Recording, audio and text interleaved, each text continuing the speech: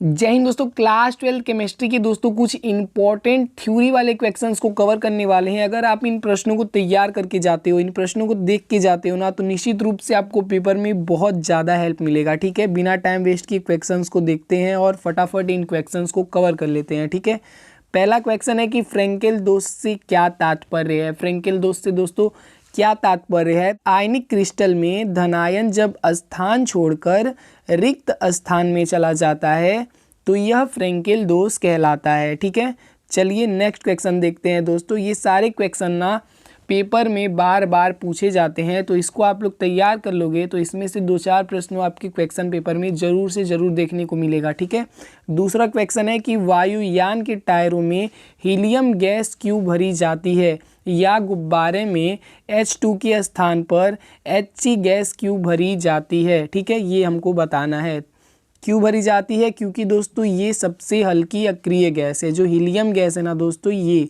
Hg जो helium gas है ना, वो क्या है, अक्रिय गैस है और हल्की गैस है। ठीक है, और यह हवा से बहुत हल्की तथा अज्वलनशील गैस है।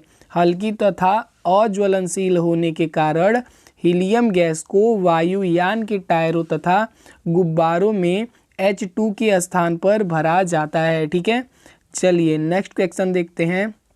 काफ़ी ज़्यादा इंपॉर्टेंट क्वेश्चन है कि हाइलोजन जो होते हैं वो रंगीन क्यों होते हैं। तो हाइलोजन तत्वों के रंगीन होने का कारण यह है कि इसमें बाह्यतम कोश के जो इलेक्ट्रॉन होते हैं ना, वो दृश्य क्षेत्र में विकिरणों को अवशोषित करके उत्तेजित होकर उच्च ऊर्जा स्तर में चले जाते हैं। विकिरणों के भिन्न भिन्न क्वांटम अवशोषित करने के कारण ये भिन्न भिन्न रंग प्रदर्शित करते हैं। ठीक है, हाइलोजन रंगीन क्यों होते हैं, ये बहुत ज़्यादा इंपॉर्टेंट क्वेश्चन है, तो इसको आप लोग ज़रूर से ज़रूर तैयार कर लेना, किसी ना किसी सेट में तो ज़रूर पूछेगा। अगला क्वेश्चन है नर्नेस्ट समीकरण को परिभाषित कीजिए। मोस्ट इम्पॉर्टेंट क्वेश्चन है बोर्ड एग्जाम की दृष्टिकोण से, तो चलिए इसको परिभाषित कर देते हैं। जब किसी धातु की छड़ को उनके विलयन में डुबा कर रखा जाता है तो धातु की छड़ पर एक निश्चित विभव उत्पन्न होता है। नर्नेस्ट दोस्तों एक साइंटिस्ट थे, एक वैज्ञानिक थे, तो उन्होंने क्या किया, नर्नेस्ट ने इलेक्ट्रोड विभव पर धातु आयनों का सांद्रण एवं ताप का प्रभाव दर्शाने के लिए, ठीक है, ताप का प्रभाव दर्शाने के लिए बाबू एक गणितीय व्यंजन दिया जिसे नर्नेस्ट समीकरण कहते हैं। ठीक है, बहुत ज़्यादा इंपॉर्टेंट है, इसको याद कर लो। चलिए अगला क्वेश्चन है विद्युत रासायनिक श्रेणी तथा इसके लक्षण लिखिए। दोस्तों हम फटाफट रिवीजन कर रहे हैं क्योंकि थोड़ा भी टाइम नहीं बचा है। विद्युत रासायनिक श्रेणी तथा इनके लक्षण लिखिए, तो चलिए लिख देते हैं। विभिन्न तत्वों को उनके बढ़ते हुए अपचयन इलेक्ट्रोड विभवों को क्रम में रखने पर, ठीक है, क्रम में रखने पर दोस्तों जो श्रेणी प्राप्त होती है ना, उसे विद्युत रासायनिक श्रेणी कहते हैं। ठीक है, एक बार फिर से पढ़ देते हैं।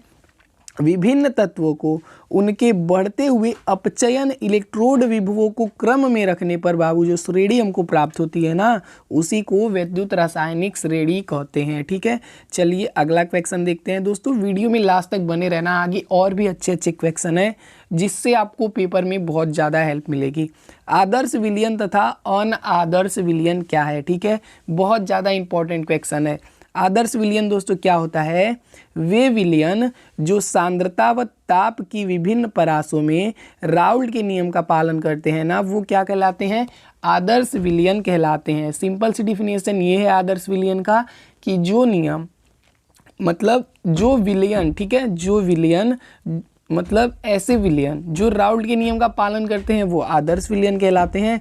और वहीं पे अनादर्श विलयन की बात करें तो वे विलयन, ऐसे विलयन जो राउल्ट के नियम का पालन नहीं करते हैं वो क्या कहलाते हैं बाबू, वो कहलाते हैं अनादर्श विलयन। ठीक है, सिंपल सी डिफिनेशन है, पूछ लेगा आपको 2-3 नंबर दे के जाएगा। आदर्श विलयन तथा अनादर्श विलयन, सिंपल सी डिफिनेशन है कि आदर्श विलयन वे विलयन होते हैं जो राउल्ट के नियम का पालन करते हैं, और अनादर्श विलयन वे विलयन होते हैं जो राउल्ट के नियम का पालन नहीं करते हैं। याद तो हो गया होगा दोस्तों।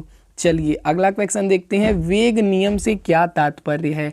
वेग नियम से क्या तात्पर्य है, वह गणितीय व्यंजन जो अभिकारकों की मोलर सांद्रता पर अभिक्रिया के दर की प्रायोगिक निर्भरता को दर्शाता है वे क्या कहलाते हैं? वेग नियम कहलाते हैं। ठीक है, चलिए अगला क्वेश्चन देखते हैं। इलेक्ट्रोड से बाबू आप क्या समझते हो? ये बहुत ज़्यादा इंपॉर्टेंट क्वेश्चन है। ठीक है, क्लास 12 केमिस्ट्री 2026 बोर्ड एग्जाम की दृष्टिकोण से ये क्वेश्चन बहुत ज़्यादा इंपॉर्टेंट है। ठीक है, इसका आंसर देखते हैं। जब किसी धातु की प्लेट या छड़ को उसी धातु के जलीय विलयन में रखा जाता है, ठीक है, उसी धातु के जलीय विलयन में रखा जाता है तो धातु की प्लेट पर क्या होगा बाबू? आवेश उत्पन्न हो जाएगा, आवेश उत्पन्न हो जाएगा तथा विलयन पर समान मात्रा में विपरीत आवेश उत्पन्न हो जाएगा। ठीक है, इस प्रकार की धातु या प्लेट या छड़ को क्या बोलते हैं? इलेक्ट्रोड कहते हैं। ठीक है, चलिए अगला क्वेश्चन देखते हैं। रेडॉक्स विभव को परिभाषित कीजिए। ठीक है, रेडॉक्स विभव को परिभाषित कीजिए। किसी सेल में ऑक्सीकरण तथा अपचयन अभिक्रिया होने पर, ठीक है, किसी सेल में ऑक्सीकरण तथा अपचयन अभिक्रिया होने पर धातु तथा विलयन में उपस्थित आयनों के मध्य स्थापित होने वाले साम्य में विभवांतर को क्या बोलते हैं? रेडॉक्स विभव बोलते हैं या रेडॉक्स विभव कहते हैं। एक बार फिर से आप लोग देख लो। किसी सेल में ऑक्सीकरण तथा अपचयन अभिक्रिया होने पर धातु तथा विलयन में उपस्थित आयनों के मध्य स्थापित होने वाले साम्य में विभवांतर को क्या बोलते हैं बाबू? रेडॉक्स विभव बोलते हैं। ठीक है, चलिए अगला क्वेश्चन देखते हैं।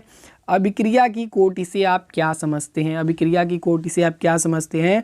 तो किसी अभिक्रिया की दर समीकरण में व्यक्त अभिकारकों के सांद्रता पदों की घातों का योग उस अभिक्रिया की क्या कहलाता है? कोटि कहलाता है दोस्तों। ठीक है, चलिए अगला क्वेश्चन देखते हैं।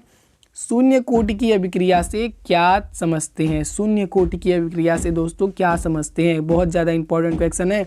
तो वह अभिक्रिया जिसकी दर या वेग अभिकारकों की सांद्रता पर निर्भर नहीं करती है। ठीक है, अभिक्रिया मतलब ऐसी अभिक्रिया जिसकी वेग या दर अभिकारकों की सांद्रता पर निर्भर नहीं करती है, शून्य कोटि की अभिक्रिया कहलाती है। ठीक है, तो दोस्तों हमने क्लास 12 केमिस्ट्री बोर्ड एग्जाम 2026 की दृष्टिकोण से कुछ बहुत ही महत्वपूर्ण प्रश्नों को कवर किया है। ठीक है, इसमें से दोस्तों आपके पेपर में 2-4 प्रश्न तो जरूर से जरूर पूछे जाएंगे। ठीक है, होप करता हूँ क्लास आपको अच्छा लगा होगा। मिलते हैं नेक्स्ट क्लास में। जय हिंद, वंदे मातरम।